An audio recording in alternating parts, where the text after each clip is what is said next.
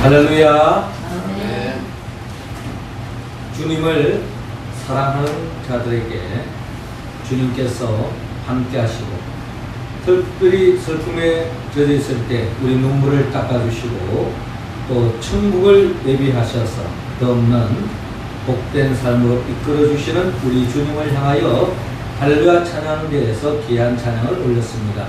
우리 주님께서 영광 중에 받아주신 줄로 믿습니다.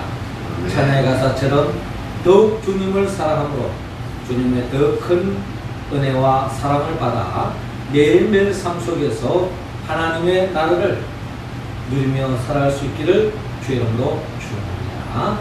이 시간 우리 옆 사람과 한번 복음을 나눕시다. 주님을 더욱 사랑합시다. 주님을 더욱 사랑합시다. 예, 아침 저녁으로 쌀쌀한 찬바람이 불어와서 참 우리를 기쁘게 하고 있습니다. 그렇지만 아직도 낮에는 무더운 더위가 계속 진행되고 있습니다. 이 더위 속에 지쳐 있을 때 우리는 바다에 달려가서 온몸을 잠그고 싶은 그런 욕망에 사로잡힐 때도 없지 않아 있습니다. 이 바다를 바라보면 바다의 모습은 참 다양합니다. 그 바다가 마치 유리 바다처럼 너무나도 잔잔한 바다가 펼쳐지는가 하면, 그렇게 잔잔했던 바다가 한순간에 풍랑이 일고 또 파도가 치고 또 태풍이 불어와서 모든 것을 삼킬 듯한, 그리고 그 바다에서 항해하는 배가 한순간에 침몰될 수밖에 없는 그런 무시무시한 태풍을 몰아오는 그런 바다로 펼쳐질 때도 있습니다. 이와 같은 바다는 우리의 삶을 그대로 이야기합니다. 우리의 삶이 때로는 유리바다처럼 더없이 고요하고 평안한 삶이 펼쳐질 때가 있는가 하면, 우리의 삶을 송두리째 뿌리를 흔드는 듯한 그런 위기와 격한 어려움이 우리의 삶 속에 엄습해 올 때도 있습니다. 이것은 한 개인의 인생사만 아니라 또한 우리 가정 속에, 또 이 나라와 이 민족 속에, 또 때로는 교회 속에 우리가 정말 감당하기 힘든 그런 풍랑으로 인하여 두려움과 위기와 고통 속에 빠질 수도 있는 것이 우리의 삶의 자리인 것입니다.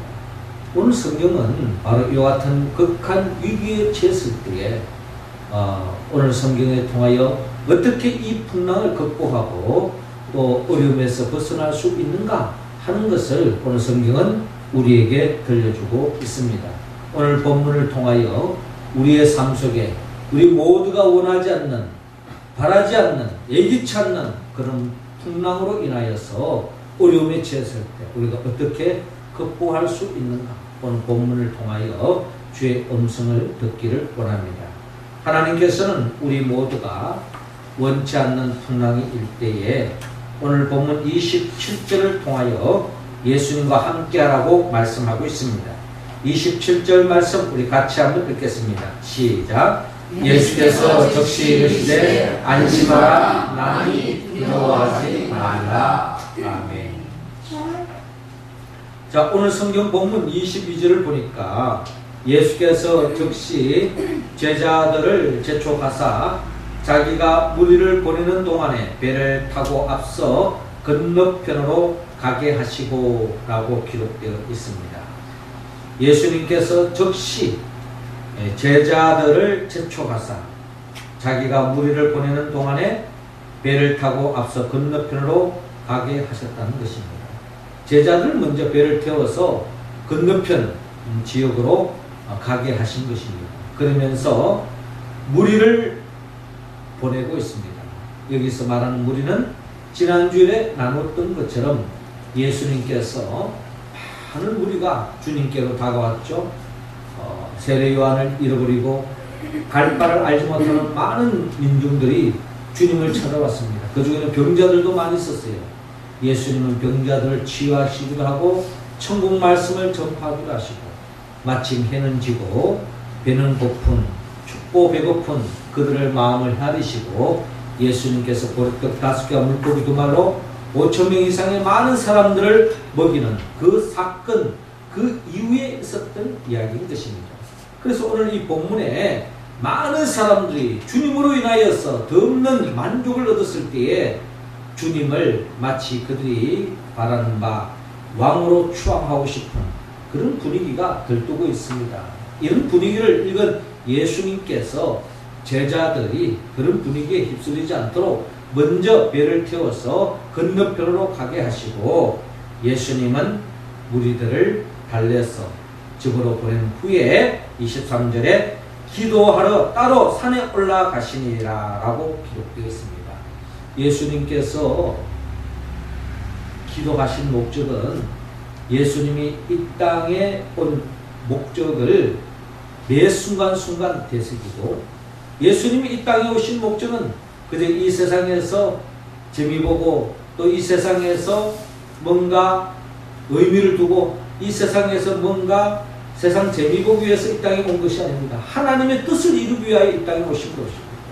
그래서 예수님은 매 순간 기도를 통해서 하나님의 뜻을 묻고 그 뜻을 이루기 위하여 몸부림치고 있는 예수님의 모습을 바라볼 수 있는데 이 땅을 살아가는 우리 믿음의 사람들의 본을 그대로 보여주고 있습니다. 저와 여러분들은 이미 예수 그리스도를 믿음으로 하나님의 자녀가 됐습니다. 하나님의 자녀된 저와 여러분들은 이 세상에 의미를 두고 이 세상 가치를 쫓아가는 살아가는 사람이 아니라 하늘의 소망을 가지고 하나님 아버지의 뜻을 늘 헤아리며 그 뜻을 이루면서 하나님께 영광 돌리기 위해서 살아가는 존재가 우리 크리스찬이요 하나님의 자녀된 저와 여러분들이라는 것입니다. 예수님은 이와 같은 삶을 살아가는 본을 보여주면서 예수님께서 기도하고 있는 모습을 볼 수 있습니다. 24절에 내가 이미 육지에서 술이나 떠나서 바람이 거스름으로 물결로 말미암아 고난을 당하더라. 자, 예수님의 제자들 먼저 예수님의 지시한 바대로 배를 타고 이렇게 건너편 육지를 향하여 가는 과정 속에 바람이 거스리고 물결로 말미암아 고난을 당하고 있는 것을 볼 수가 있습니다. 예수님 말씀에 순종하고 말씀대로 살아가면 모든 것이 형통하고 순탄한 것이 아니라 이처럼 예기치 않는 어려움을 겪을 수도 있는 것이 또한 신앙의 여정이요 주님과 동행하는 삶의 과정을 우리는 또한 바라볼 수 있습니다. 현실적으로 제자들은 이 바람으로 인하여 풍랑으로 인하여 고난을 고통을 당하고 있는 제자들의 모습을 바라볼 수 있습니다. 25절에 밤 사경에 예수께서 바다 위로 걸어서 제자들에게 오시니라고 기록되어 있습니다. 밤 사경은 새벽 한 3시부터 새벽 한 6시까지입니다. 우리가 보통 새벽 3시부터 6시까지는 한밤중에 가장 깊은 밤이 깊은 순간입니다. 우리가 보통 하루 중에 언제가 가장 어둡느냐 할 때에 동트기 직전이 가장 어둡다라고 이야기하지 않습니까? 요즘식으로 말하면 한 새벽 한 3시에서 6시 사이, 뭐 6시 아니라 한 5시 그 사이쯤 되겠죠? 가장 어떤 한밤중 깊은 밤중에 예수님께서 이 제자들의 형편을 헤아리시고 이들에게 바다 위를 걸어서 제자들에게 다가가시는 예수님을 볼 수가 있습니다. 제자들이 그가 바다 위로 걸어오심을 보고 놀라 유령이라 하며 무서워하여 소리 지르거늘. 자, 이들을 고통 속에서 건지기 위해서 주님이 바다로 걸어서 다가가고 있습니다마는 제자들은 깜짝 놀라는 것입니다. 이게 유령이 아닌가? 유령이다! 하고 소리를 지르면서 비명을 지르면서 더욱 공포에 질려 있는 제자들의 모습을 볼 수가 있습니다. 예수께서 적시 이르시되 안심하라 나니 두려워하지 말라 라고 주님께서 말씀합니다. 안심하라 나니 두려워하지 말라.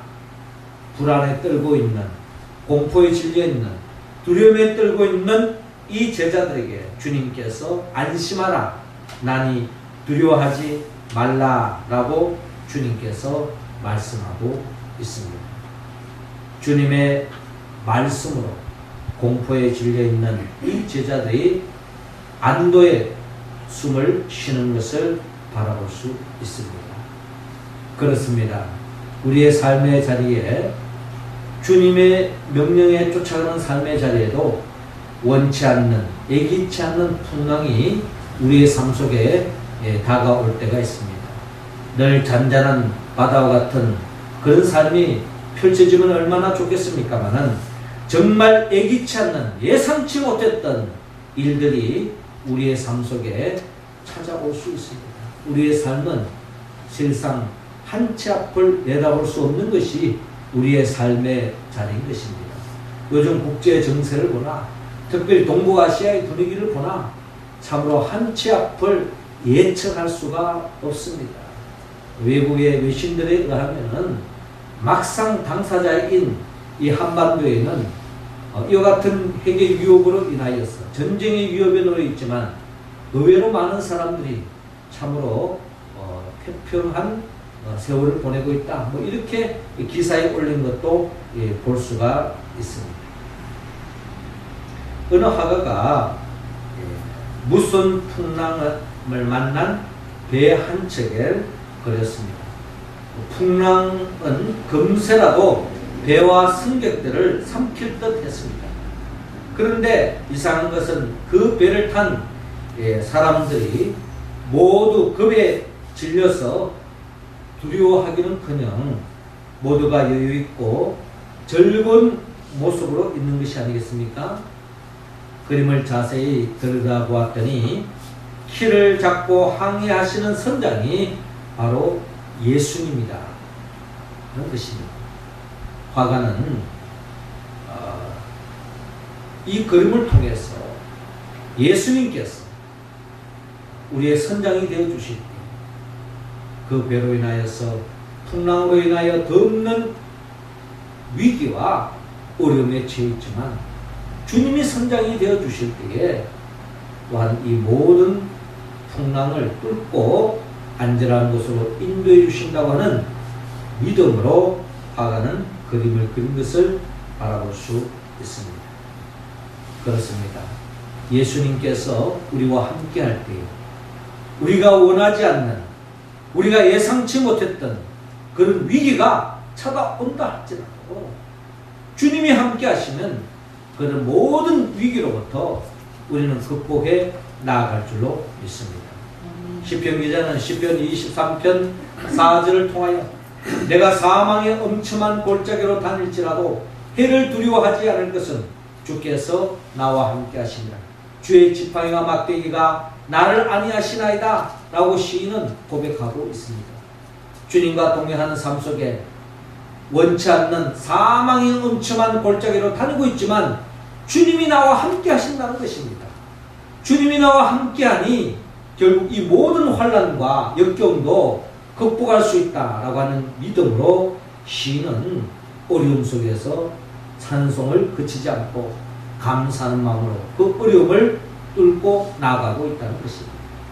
요즘 우리가 새벽기도 시간에 또 우리 각자 개인적으로 말씀 큐티하는 가운데 욥기를 들여다보면 욥이 그가 얼마나 참 어려운 상황에 빠졌습니까? 그가 정말 어려움에 처했을 때에 그는 인간적으로 자기가 사랑하는 아내가 자기를 위로해 줄 거로 생각했습니다. 그런데 그 아내가 자신을 향하여 하나님을 욕하고 스스로 죽으라고 책망합니다. 뿐만 아닙니다. 그렇게도 믿었던 욥의 세 친구 엘리바스, 빌닷, 소반, 아마 모든 사람들은 자기를 향하여 손가락질 할지 몰라도 이 친구들만큼은 자기를 믿어주고 신뢰해주고 격려해 줄 줄로 생각했습니다. 웬걸? 그렇게 믿었던 친구들이 손가락질을 하고 정죄하고 더없이 고통 속에 빠져있는 욥을 바라봅니다. 그러나 욥은 믿었습니다.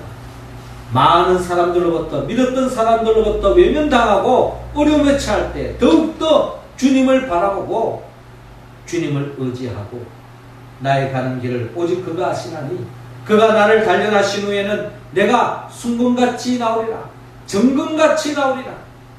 시편 욥기 23편 10절을 통하여 그는 고백하고 있습니다. 그렇습니다. 하나님이 함께하는 삶, 주님이 함께하는 삶에도 어려움을 겪을 수 있습니다. 그러나 주님의 인도하심을 따라가는 그 인생은 그 어떠한 어려움도 극복할 수 있습니다. 믿습니까? 아멘. 이 믿음으로 어떠한 환난도 위기도 극복하며 나아가는 우리 모두가 되기를 주의 이름으로 축원합니다. 아멘. 두 번째로 우리가 어려움을 극복하기 위해서는 오늘 본문 30절을 통하여 예수님께 기도하라고 말씀합니다. 30절 우리 할렐루야 찬양 가운데 읽어주시기 바랍니다. 시작. 바람을 보고 무서워 빠져가는 자 소리 질러 이르되 주여 나를 구원하소서 하니. 아멘. 자, 이어지는 본문 28절을 보니까 베드로가 대답하여 이르되 주여 만일 주님이시거든 나를 명하사 물리로 오라 하소서 하니. 베드로가 발칙한 생각을 갖습니다. 이 베드로가 참 주님이 무리로 걸어오셔서 주님이 함께함으로 풍랑이 잠잠해지는 이런 상황 속에서 아마 호기심이 발동됐던 것 같습니다. 또 믿음이 발동된 것 같아요. 주님이 내게 명하시면 저도 무리로 걸을 수 있지 않을까요? 주님이 무리로 걷는다면 주님이 도와주시고 주님이 함께 하신다면 저도 무리로 걸을 수 있을 것 같습니다. 주님 제게 한번 오라고 명령해 주십시오. 저도 한번 무리로 한번 걸어보고 싶습니다 하는 그의 마음을 드러내고 있습니다. 그때 예수님께서 29절에 오라 하시니 베드로가 배에서 내려 물리로 걸어서 예수께로 가되라고 기록되어 있습니다. 29절에 보면 베드로도 주님과 같이 주님의 말씀에 그대로 순종하고 주의 말씀을 믿고 의지하여 나갈 때에 바다 위로 걸어가고 있는 광경, 신비로운 광경, 있을 수 없는 이야기가 펼쳐지는 것을 바라볼 수 있습니다. 그런데 30절에 바람을 보고 무서워 빠져가는지라 소리 질러 이르되 주여 나를 구원하소서. 자, 베드로가 믿음으로 바다 위를 걸어가고 있는데 순간 바람이 다시 불어오는 것입니다. 이 바람을 보는 그 순간에 조금 전까지 바람으로 인하여서 공포에 질렸던 그런 트라우마가 되새겨졌는지 결국은 바람을 보는 그 순간에 주님이 나와 함께 하시고 그 믿음이 한순간에 바람을 보는 순간에 바람과 함께 사라지고 말았습니다. 결국 물속에 빠져가고 있는 것입니다. 물속에 빠져가는 그 순간에 베드로가 살 길을 찾고자 주님을 향하여 소리를 지릅니다. 주여 나를 구원하소서. 주여 나를 구원하소서. 물에 빠져가는 이 베드로가 주님께 간구하는 기도하는 모습을 우리는 눈여겨봐야 하겠습니다. 그때 예수님께서 즉시 손을 내밀어 그를 붙잡으시며 이르시되 믿음이 작은 자여 왜 의심하였느냐 라고 말씀합니다. 먼저 주님은 베드로에게 믿음이 작은 자여 왜 의심하느냐, 네가 믿음으로 끝까지 걸어갔으면 됐을 텐데 왜 의심하는 순간에 결국 물에 빠지고 말았느냐 라고 주님이 말씀하시는데, 주님은 이 말씀하기 전에 먼저 주님께서 손을 내밀어서 물속에 빠져가는 이 베드로를 건져주시는 주님을 바라볼 수 있습니다. 그렇습니다. 주님은 물속에 빠져가는 이 베드로에게 책망하기 전에 먼저 죽어가는 이 베드로의 이 간청하는 이 소리, 이 기도 소리를 외면하지 않으시고 그대로 손을 내밀어서 물속에 빠져가는 베드로를 건져주고 있는 예수님의 모습을 바라볼 수 있습니다. 그렇습니다. 우리가 물속에 빠져가는 듯한 그런 삶의 위기에 처할 때가 있습니다. 예기치 않는 병에 걸릴 수도 있습니다. 예기치 않는 사고로 인하여서 우리의 삶의 극한 위기에 처할 때가 있을 수 있습니다.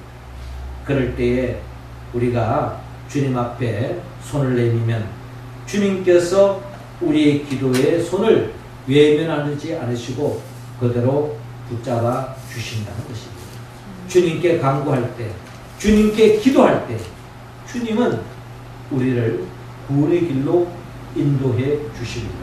내 힘으로 어찌할 수 없을 때, 그 누가 나를 도와줄 수 없을 때 절망하지 말고 주님께 기도할 때 주님은 우리의 손을 붙잡아 주십니다. 내가 주님의 손을 붙잡는 것이 아니고 주님의 손이 내 손을 붙잡아 주신다는 것입니다. 영국의 유명한 찰스 웨슬리, 그분의 지은 찬송가 중에 우리가 많이 부르는 비바람이 칠 때와 물결 높이 일 때에 하는 찬송가 388장 우리 찬송을 우리가 잘 알고 있습니다. 이 찬송을 웨슬리가 이 찬송을 지었는데 이 찬송을 짓게 된 동기가 있었습니다. 그는 어느 날 서재에서 문을 활짝 열어놓고 책을 읽고 있는데 마침 매에게 쫓기다가 도망온 참새 한 마리가 자기 서재로 뛰어들어오는 것입니다. 그리고 그의 옷자락에 속에 깃들렸습니다.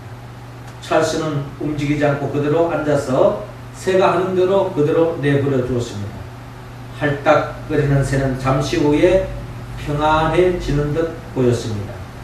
그는 어린 새를 쓰다듬으면서 창밖을 놓아 보내주었습니다.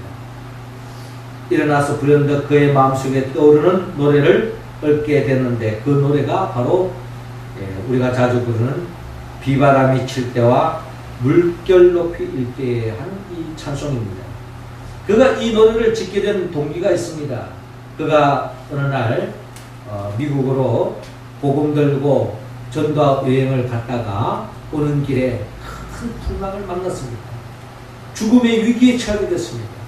그러나 하나님 앞에 기도했습니다. 하나님, 제가 복음 전하고 오는 이 발걸음에 이렇게 풍랑으로 인하여 죽음의 위기에 처하게 됐습니다. 저를 살려주십시오.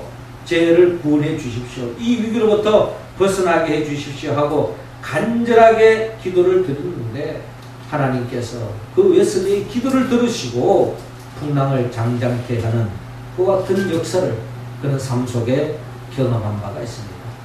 그 경험을 통해서 그가 이 388장 이 찬송을 그가 작사 작곡을 하게 되었습니다. 비바람이 칠 때와 물결 높일 때에 사랑 많은 우리 주 나를 품어주소서. 풍랑 지나가도록 나를 숨겨주시고 안식 얻는 곳으로 주여 인도하소서.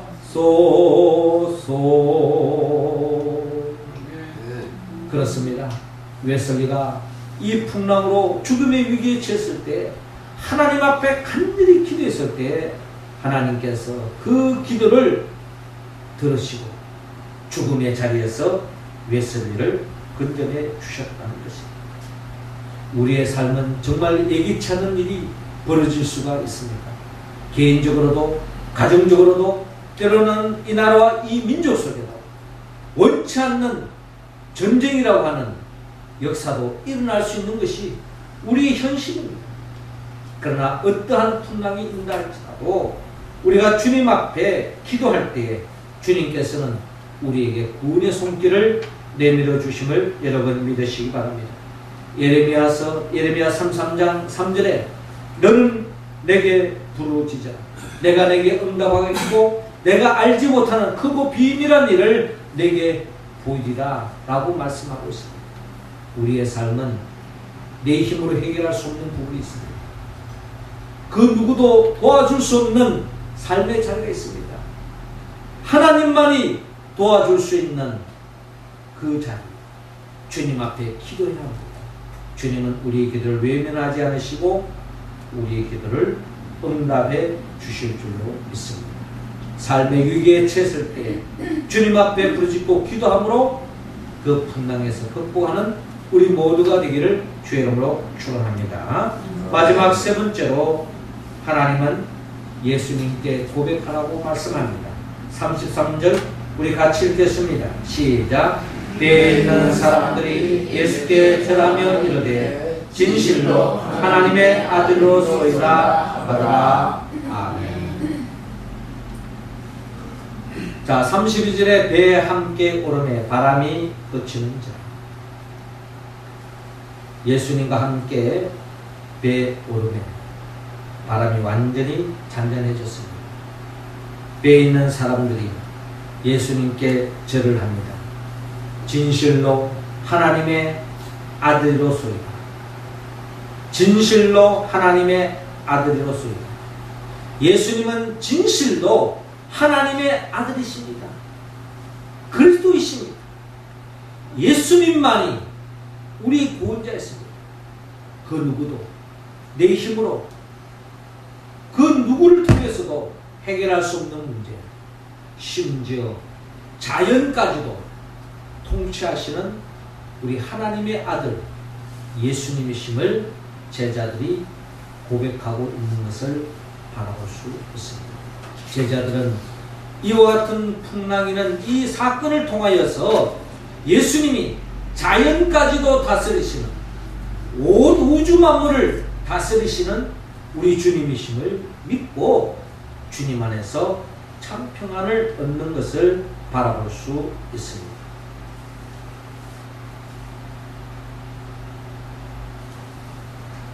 아스 고던이라고 하는 크리스찬 작가가 있었습니다. 그런데 이분은 언제부터인가 우울증에 걸렸습니다. 우울증에 걸린 사람의 현상은 우리가 주변에서 자주 보기도 합니다. 삶의 의욕을 잃어버리고 공황 상태가 되어지고 죽음을 향하여 달려갈 것 같은 그런 심리적인 요소를 안고 있는 것입니다.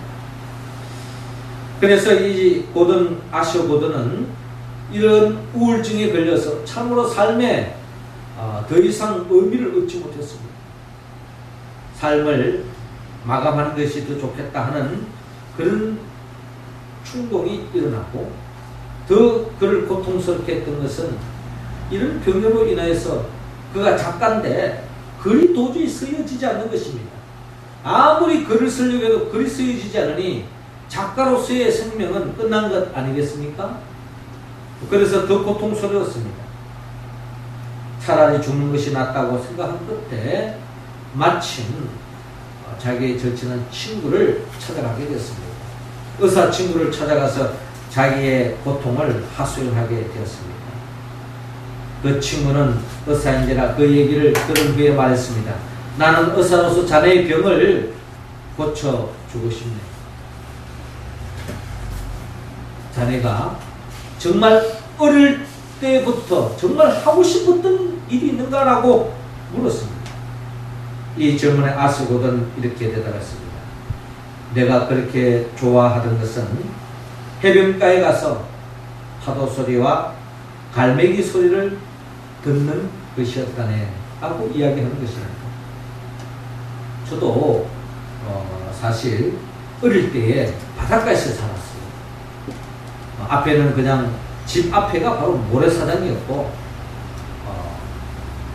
늘 파도가 넘실거리고 또 갈매기 울음소리를 늘 들으면서 제가 어린 시절을 보냈습니다. 그 때로는 한 번씩 삶이 지치고 힘들 때에 그냥 그런 바다를 향해서 달려가고 싶은 것이 제 마음속에 원초적으로 일어날 때가 있습니다. 동해 바다를 자랐기 때문에 동해 바다를 가면 한 대여 시간 걸리기 때문에 힘들고 꽁 대신 닭이라고 서해 바다를 가보지만 서해 바다는 그렇게 제 정서에 그렇게 크게 와닿지가 않아요. 그래도 뭐 바다를 소리를 들을 수 있고 갈매기 소리를 들을 수 참 행복하기도 합니다. 그래서 이 아스 고든도 나름대로의 이런 어릴 때에 바닷가에 살았던 것 같습니다. 그래서 이 의사 친구가 네가 정말 자라면서 지내오면서 정말 하고 싶었던 게 뭔가라고 이야기했을 때에 해변가에 가서 파도 소리와 갈매기 소리를 듣는 것이라고 이야기했습니다. 그래서 이 친구가 내가 이제부터 4가지의 처방전을 내게 안겨주겠다. 그 시간마다 이 처방전을 읽고 그대로 한번 해보라는 것이었습니다. 그래서 이제 이 친구의 지시에 따라서 처방전을 가지고 자기 나름대로 치유의 소망을 가지고 처방전을 먼저 열어봤습니다. 아침 9시 친구가 써준 첫 번째 처방을 펼쳤을 때에 그 처방전 이렇게 기록되어 있었습니다. 자네가 좋아하는 파도 소리, 갈매기 소리를 마음껏 들으라는 것이었습니다. 좀 우스꽝스럽기는 했지만 그는 바닷가에 찾아가서 파도 소리와 갈매기 소리를 마음껏 들었습니다. 이제 12시쯤이 되었을 때에 두 번째 처방을 열어보았습니다. 이제 자네가 어렸을 때부터 지금까지 살면서 행복했다고 기억되는 그 순간들을 한번 생각해 보라는 것입니다. 그래서 지난 살아왔던 삶을 한번 돌이켜보면서 내가 살아왔던 순간 속에서 행복했던 순간이 언젠가 하고 더듬어 보게 되었습니다. 그런데 돌이켜보았을 때에 내 인생은 꼭 슬픈 것만은 아니었구나. 그때마다 참 행복한 순간을 되새기면서 입가에 미소가 돌기 시작했습니다. 그리고 오후 3시가 되어서 세 번째 처방을 열어보았습니다. 그 처방에는 자네 인생의 동기와 의미를 검토해 보라고 이야기했습니다. 무엇 때문에 글을 쓰기 시작했는가? 무엇 때문에 내가 글을 썼는가? 무엇 때문에 내가 작가 생활을 해왔는가? 돌이켜보니 그것은 자신의 명예를 위한 것이었고 자신의 이름을 드러내기 위해서 많은 사람들로부터 인기와 박수를 받기 위해서 또 글을 써서 돈을 벌기 위해서 인생을 살아왔다는 생각을 미치게 되었습니다. 그런 순간 나는 그렇지 않으면서 하나님께 영광을 위하여 살지 않았고 그땐 내 이름을 위하여 내 자신의 욕망을 위하여 내 자신의 기쁨을 위하여서 몸부림쳤구나 하는 생각을 가지게 되었습니다. 의외로 많은 사람들이 내 마음대로 내가 원하는 대로 하지 못해서 불행하다고 이야기했는데 의외로 자기가 원하는 대로 인생을 살았던 사람들의 또 하나의 특징은 그 또한 완전한 만족이 없다는 것입니다. 솔로몬의 이야기를 들어봐도 마찬가지입니다. 모든 것을 자기가 원하는 대로 다 되어졌지만 모든 것이 헛되고 헛되다고 솔로몬의 고백하는 이야기를 들어볼 때에 우리가 생각에는 내 원하는 대로 되면은 행복할 것 같지만 그렇지 않을 수 있다는 것입니다. 저녁 6시가 되었습니다. 네 번째 처방을 펼쳐보았습니다. 이제 자네의 죄를 하나님께 자백할 시간입니다. 자네가 자백해야 할 죄를 모래사장에 한번 써보라는 것입니다. 솟구치는 눈물을 닦으면서 절규하면서 하나님, 저는 하나님을 영광을 위해서 산 것이 아니라 하나님이 주신 그 재능을 가지고 나의 명예를 위해서 내 밥술을 받기 위해서 돈을 벌기 위해서 이기적인 욕망과 출세를 위해서 살아왔습니다. 용서해 주십시오 하면서 지난날에 자기 자신이 할짓 안 할짓 하면서 돌아왔던 자기의 죄를 그 모래사장에 낱낱이 기록하게 되었습니다. 글을 다 쓰고 났는데 한순간 밀물이 밀려왔습니다. 그리고는 자기가 모래사장 위에 선 모든 죄의 목록을 말끔히 다 씹고 지나가고 말았습니다.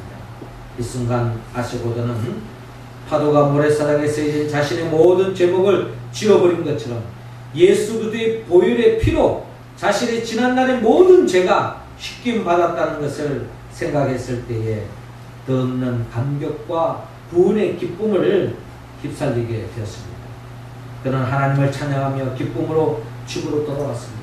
그 후로 그는 새로운 인생을 살아갈 수 있게 되었습니다. 자신의 삶의 주인이 자신이 아님을 그는 인정했습니다.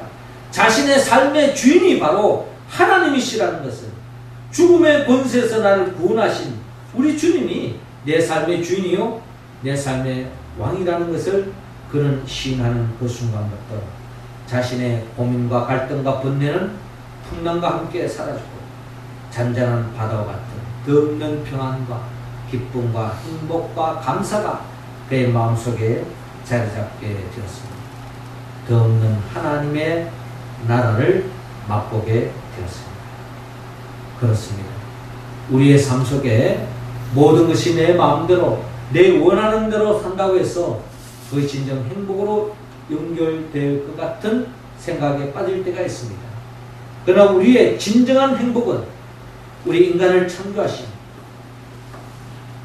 하나님을 내 삶의 주인으로 왕으로 모시고 주님의 통치함을 입는 자만이 진정한 행복한 삶을 살 수 있다고 성경은 증거하고 있습니다.